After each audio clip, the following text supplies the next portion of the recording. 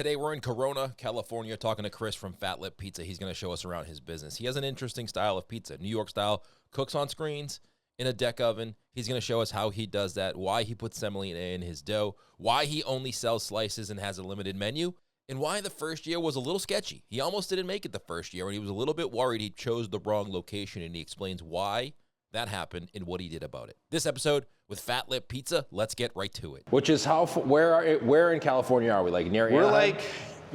Anaheim, Santa Ana, like that's kind of neighbors. I would say we're like 60 miles east of LA. What's the popular pizza? Is it chains?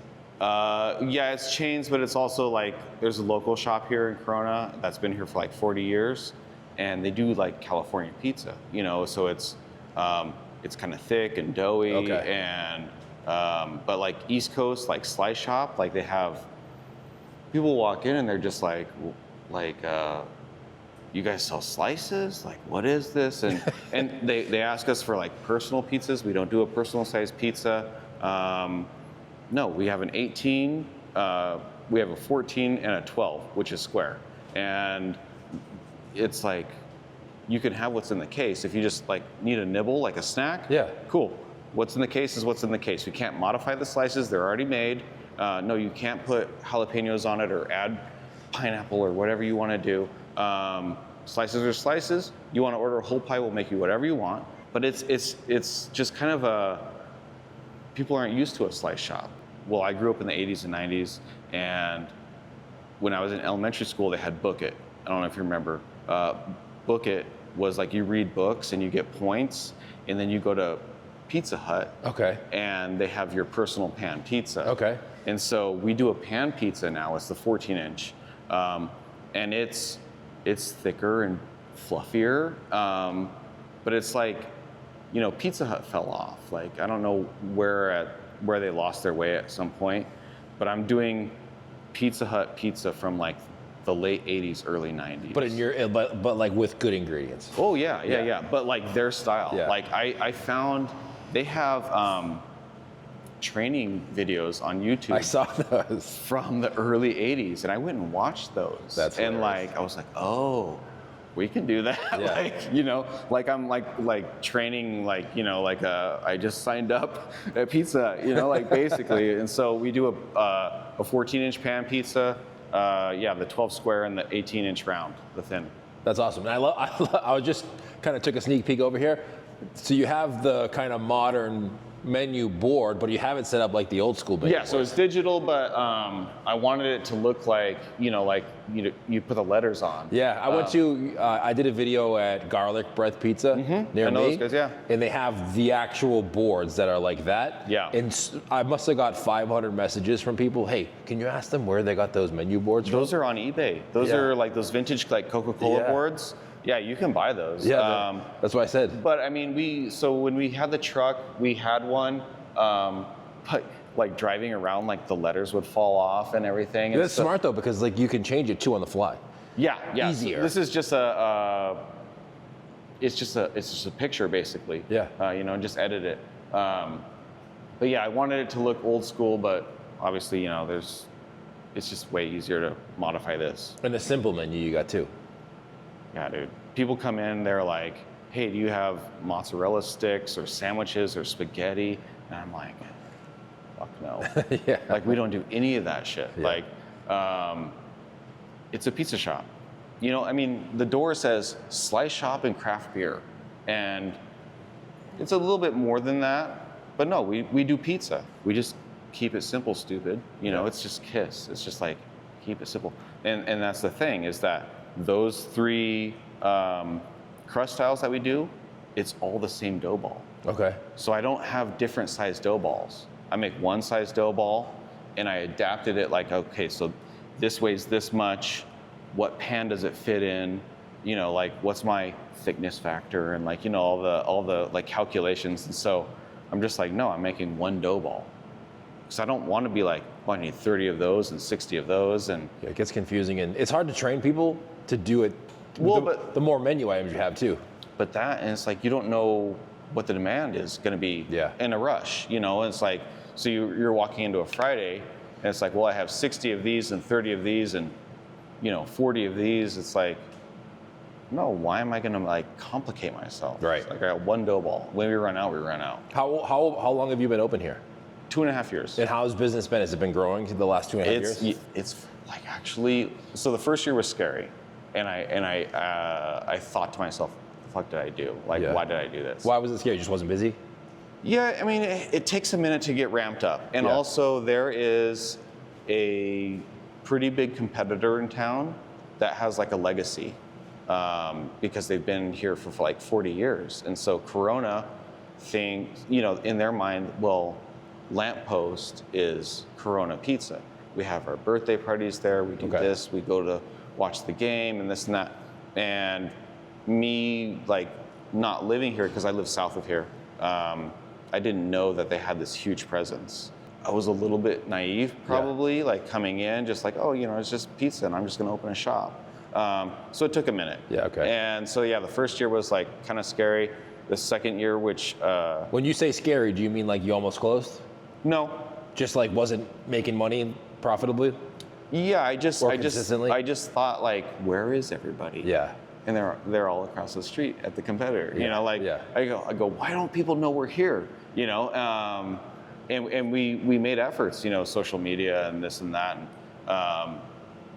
But yeah, they finally found us, and I think the thing between us and them, and I don't have like an ill will or anything like that. Yeah. We have just very different styles of pizza, very different styles. And so, and like I said this before, it's like, if you're down with what they're doing, stay there. Yeah. Like that's California style.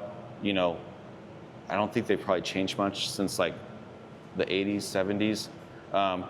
But this is like really East Coast. Yeah. So this is. Is this a self-serve thing? Self-serve. Yep. Wow. How does that work? How does it work? So you get a bracelet. Yeah. That activates the tap and then also keeps track of what you pour. Okay. So it's like opening a tab at a bar. You just put your card on file, and then you just kind of come over and do what you want. So the thing that everybody likes about it is that you don't have to commit to a whole beer. I was gonna say you could have a little bit at a time. Exactly. Yeah. And also, kind of taste your way down. It's like, I want 2 ounces of this, 2 ounces of this, 2 ounces of this. And then you find one that you like, and then you go, okay, I'll pour a full beer. This is a really cool setup too. I've never seen anything like this. Yeah, it's called I Pour It. So basically, it's a little bracelet. It has a RFID, I think, in it. Yeah. Let's see if it's still open. Yeah. Yeah. So you just tap it, and then it just pours. Oh, that's cool. And so then you can just, try that, and then so that's 3.6 ounces, and it'll show me when that screen disappears.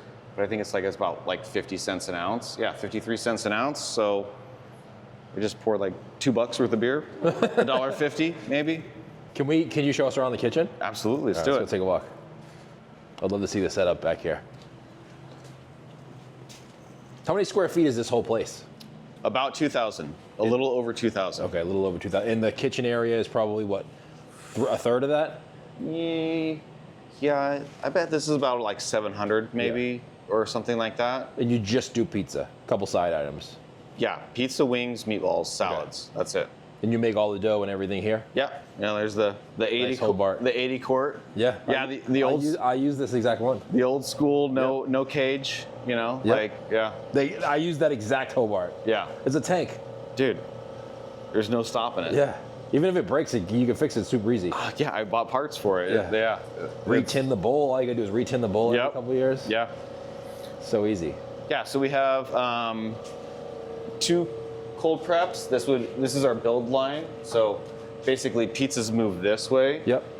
This is like our salad side. So salad wings, dressings, things like that. 2 electric deck ovens. Marsal, the reason, these were here when I moved in. You said this was a pizza shop, right? It was a pizza shop. Yeah. They failed during the pandemic. Okay. And so all of this stuff was here. That's great. Yeah. So the guys. The hood too? everything. Oh man, the hood's the most expensive and know. annoying part. Well, and it's 3 floors above Yeah, us. that's why It's like $1,000 a foot almost to get to the roof, right? So I don't know what that is, but it's got to be like 35, 40 feet. Yeah, that'd be expensive. Yeah, $40,000 for A hood. a Type 2. Yeah. No, so the shop didn't make it through the pandemic, unfortunately, and the landlord was just basically looking for somebody to pay the rent. They just wanted the lights on because it was all papered over.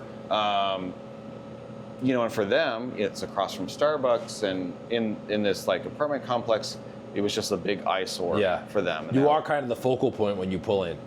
Yes, exactly. Like we're like the main shop when you pull in, and so they just wanted somebody that could operate it and pay the rent, and so they didn't ask for any key money. So I didn't buy any of this stuff. Wow. Like they said, actually, it's in the lease. If I last 3 years, I get to keep everything. So that's great. So I don't know if that's good or bad. Did they have faith in you, or did they?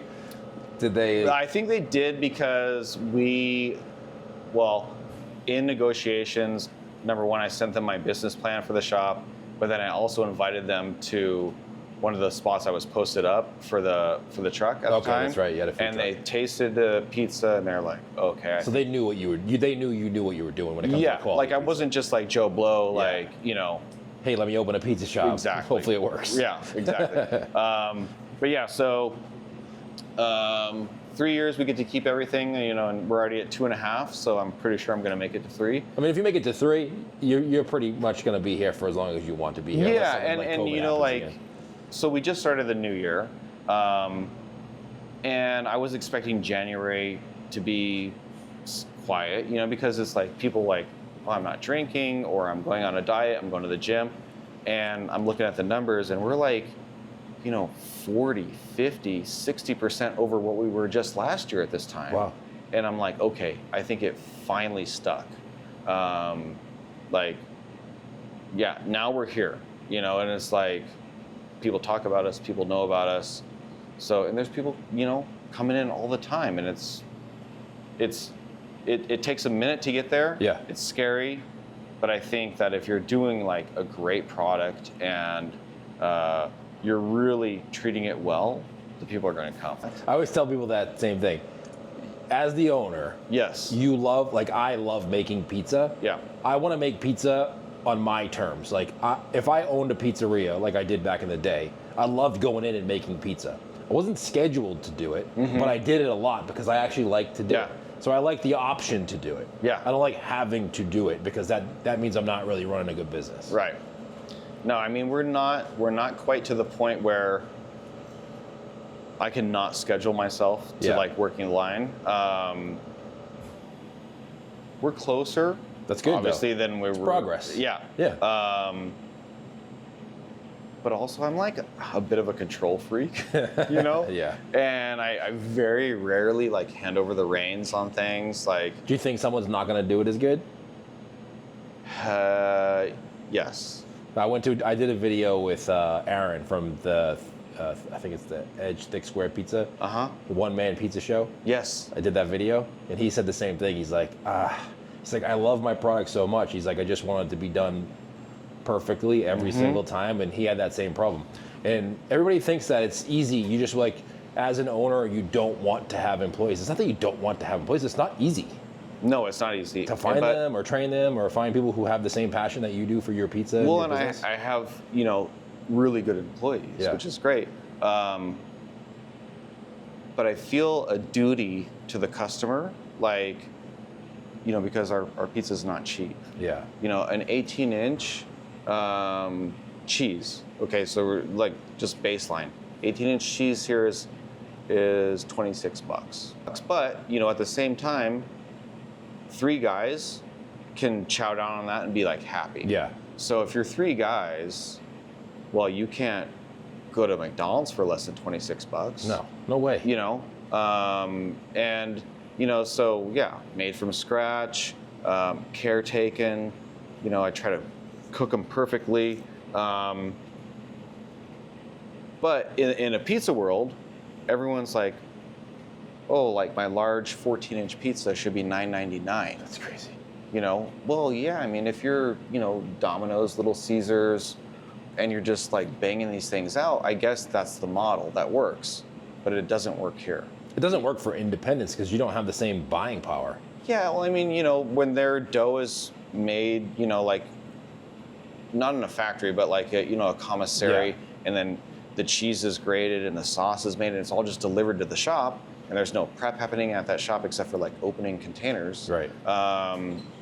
Maybe that works, like that model works, but dude, we cut like bell peppers and onions like on a mandolin, like we used to put them in the RoboCoupe, but they just get chewed up, and I was like, no, that's like, if I'm putting bell peppers on a pizza, I want it to look like a bell pepper, like, let me see the cross section with the veins and everything, it's like, so we pay attention to that stuff. That's why that's the difference. Where you make the pizza, where do you like stretch out the dough?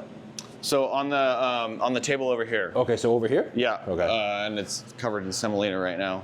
Yeah, so we do semolina, and we also cook on screens, which I'm not ashamed to say. The reason that I like screens is because of the even toast on the bottom. I mean, if you're launching pizzas in the ovens, like, I get that that's a skill and that's a thing, but it's uneven cooking. You get your blisters and your like light and dark spots. And what I really want out of my pizza is just a evenly toasted bottom, and so that's, and the way we have it set up, if we just launched into the ovens, the bottom would be done before the top is. So this is a bit of a barrier between the deck and the bottom of the pizza. So this is letting basically the top of the pizza catch up to the bottom. Interesting. And that's kind of the way I've set these ovens up. And sometimes, sometimes the top is hotter than the bottom. And so, we just peel them off the screen and deck them, just to get the bottom and to finish up. But, I think of it like toast. This is like toasting the bottom of the pizza. And it's let's make one. All right, let's do it. So I don't know if you noticed, but our dough is a little bit yellow. It's because there is semolina inside the dough. In the flour itself, in the mixture? In the dough. Okay. Yeah. I don't know. I probably went down like a YouTube rabbit hole like one night on like recipes and theory and all this stuff. And some guys were putting semolina in their dough. They were kind of commenting on like, what it did for the structure and the crispness and the, it doesn't readily absorb like water. Like, it takes a minute, and so I was like, let's try it. So about a sixth, maybe like an eighth of the weight of flour is semolina. Huh. So it's not insignificant. So basically in the 80 quart, we do a 50-pound bag, and then about, I don't know what it is. It's like, because we do everything in grams here, it's like 4.35 kilograms of semolina. So it's like, it's probably about 10 pounds, 9 pounds, somewhere in there. Interesting. Yeah. I don't know. I went there one day and I haven't changed it since. So you liked it, yeah, it's like that. It is what it is.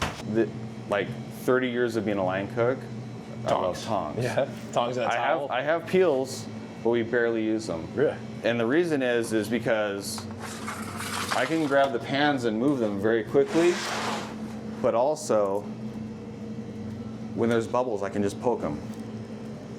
And that's kind of the reason I like the tongs. I was at a pizza shop the other day. They use screens in the oven like this too. Same thing.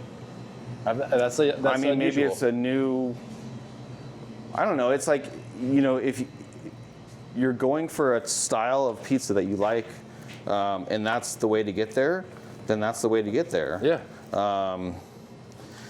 It's like pizza on pineapple, right? Like, I don't care what you like on your pizza. What do I care?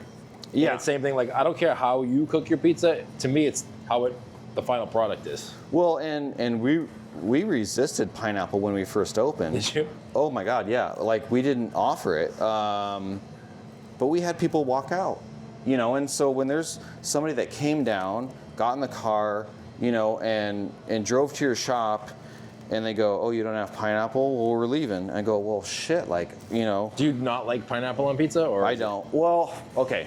There's two things about it, I guess. Yeah. I would never order it on a pizza for myself because I'm not 8 years old, right? Yeah. But if it's there and it's on the pizza already, dude, I'll smash that shit. Yeah, like, you know, like I'm not gonna, like, I'm the same way. there's very little pizza that I don't like. I'm not like, I go to a lot of pizza shops and they have a lot of pizzas on the menu. So see, like this is perfect. Yeah. Right? So we'll get bubbles, but I don't want them. So I can grab the screen and poke the bubbles at the same time. Whereas if you had a peel, you know, you're in there, bring it out, and then you've got like a poker, and I'm like, no, Yeah. single tool. That's a skill though, reaching your arm all the way in the back of the oven without burning yourself. It's like playing Operation. Yeah. You know, you're like, zzz, zzz, zzz, Yeah. like, yeah. You gotta have nerves of steel to do that. I wouldn't order it for myself, but I will smash it. But at the same time, I was like, if we're doing pineapple, well, then we're doing fresh pineapple. So right behind you, that one is ripening up. And the one in the fridge is ready to go. So you don't use canned, you use fresh. No canned pineapple. It's all fresh. Yep. It's 2 minutes, 2 minutes, 2 minutes. My life exists in 2 minutes, basically, because the heat isn't even. So they all need to be rotated. Around the oven? Yeah, so basically what happens is that we start on this side and it kind of goes out and then we rack them here. So he put that here, right? That square pizza here. Mm-hmm. You didn't move it over there so you could get to that. That's what there's No, it goes like this. It's like almost like a U. Okay. And then the bottom of it is just for slices. Okay. Slices of meatballs. You know what I noticed when you're pounding out the dough too? You don't press it out at all. Like you don't. Really... I don't do anything on the table. Yeah. I don't know why, but I never. I'm not a pizza guy, like to begin with. Okay. I'm a kitchen guy, and I was a chef, and I've been chefs of like major places. And so when I learned pizza, I didn't like have like an old school dude, you know, like show me how it's done. I watch a lot of videos and, you know, kind of decided what it was I was going for. So yeah, I do like this part of my palm right here to kind of get the crust. Well, and this is where the name comes from, right? Fat lip. Fat lip is this. Yep. And so I call it usually like a sombrero because it's like a divot here, but the middle is thicker. The weight of the dough will stretch the middle. I never touch the middle. So after this, I bring it up. So I'm like creasing it. So this hand is feeding, but this hand is, you know, you can see the line, right? Yeah. But I'm never touching the middle. We'll let that go for a minute while I just do this. But you can see that the middle has stretched out. And then my final stretch is just the edge. It's just right here. And I'm never touching the middle. And so the middle will do its own thing. The middle does its own thing. And it's depending on how old the dough is. So this is, like I said, this is like 4 days. Hey, Gavin, will you just double tap it? But what I want is, I almost like when I'm teaching someone to stretch the dough, with the way I want it done, is like think of it as a speed bump. So this is a street. It's completely flat and then bump. Yeah, okay. It's not like a ramp up. You know, so you see them where they're like sometimes really thin in the middle and then it gets thicker, thicker, thicker, thicker. No, it's flat, bump. Because if you don't do that, well, you get the finished product of a pizza that has thick spots. Yeah, Or and thin then, spots. You know, so what I look is a lot of times do the light test, and I have a little bit of a thin spot right there, but you can see that for the most part, it's pretty even throughout the whole thing, and that's, you know, that's what we're going for. Let me. Oh yeah, it looks great. This is, and we can also, you know, check the bottom. You know, it's a little dark, but it's the first one out of the oven, you know, so the oven's hot. Yeah, so is that how dark they usually are, or is that like a little bit darker than usual? Just a touch darker. Yeah. But nobody's going to complain about that. Right, yeah. This is where we're at. You know, this is like a nice toasty toast. You know, it hasn't completely greased out, but like my bottom is. Oh yeah. You know, so it's pretty evenly toasted. I like that. Can you put that here? Can you put that on the other? Yeah. That's, I wouldn't say. this is almost like exactly what we want. So there's a little bit of like, you know, leopard print. Yeah. Because you can tell that the dough is old. But like, You can hear it. you know, that sucker is cooked. And wait until you taste it, man. All right. And I'll make you one from scratch. Okay. Yeah. But for me, it's faster. Do you do it that same way? Oh, not me. Yeah. No, Gavin doesn't like to work the oven. I'll get scared. It is something you got to get used to. Like, it's like Yeah. the 10,000 hour thing. So it's stripes of vodka, and then in between is ricotta, and we make the ricotta here. Okay. And it tastes way different than like a Store-bought one. store-bought. And then also, you know, I've got this big spatula, but I'm looking for, you know, what does the bottom look like? So for me, that's good. Yeah. Yeah. But, you know, everything goes here. I was talking about this a minute ago. I don't put hot pizzas in the case. Because I just don't think that it does like any favors to the pizza, basically. You know, like a pizza that's like steaming itself to death. It's like putting it in a box. You might as well put it in a box. Yeah. You know, so everything like, you know, so 11:30 right now, we open at noon. These are gonna sit for half an hour where they're like room temperature before they go in the case. And that's why they're on screens as well. But from there, you know, we get like the re-crisp, right? Mm-hmm. You know, so the second fire, which is So they just pass it over the top, like they get it out there, they just pass it so over? they, you know, obviously it has to be in front so that the people can see it and see what they're ordering. And we just use like 14-inch trays. Just pass it back and forth. Whatever they order, they pass back. I fire them down here, and then we plate them and send them out. Only takes 2 minutes. I'm gonna open a shop. What's one piece of advice you give them? Have enough money to last the first few months where it's going to be lean, and then like fund it. You know, like you're not going to open a pizza shop and it's going to pay the bills right away. It's not going to happen. So have that money to weather that, and then be true to whatever your vision is and be consistent. One thing that people say when they come that tickles me is it's the same every time. And I go, fucking thank you. Like, I know it's the same every time because we try to make it the same every time. You know, well, a lot of what happens when people stop coming back is they'll go, hey, what about Fat Lip? And they go, you know, it wasn't that good last time. I never want that to happen. I never want it to be like, it wasn't that good last time. They used to be good, then they, you know, no, it's the same every time. Figure out a concept, figure out your vibe and your, you know, your logo and your taste and everything, and then stick with it because you're married to it. It's, if you change it, you're gonna piss somebody off, and those people won't come back, and then you have to find new customers. The hardest part is finding new customers. It's easy to get your customers to come back again.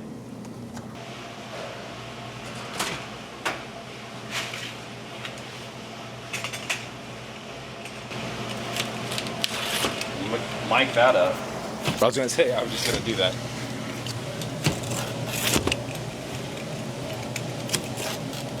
And then we do, a little controversial, but we do parm on all of them. Okay. And oregano.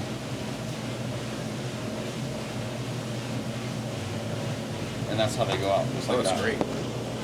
Well, that's going to do it for this episode of the SPM Show. Thank you so much for tuning in. Hit that like, hit subscribe, leave a comment below. Where are you watching this from? Do you own a pizzeria? If so, what is the name of it? Tag yourself in the comments below. I always love hanging out in the comments after we release one of these videos, interact with you all in that section there. Also, we will link up everything that Chris mentioned, Fat Lip Pizza, the website, Instagram, the location in the description below. And you can also check out these videos right here because YouTube thinks that these videos are right up your alley.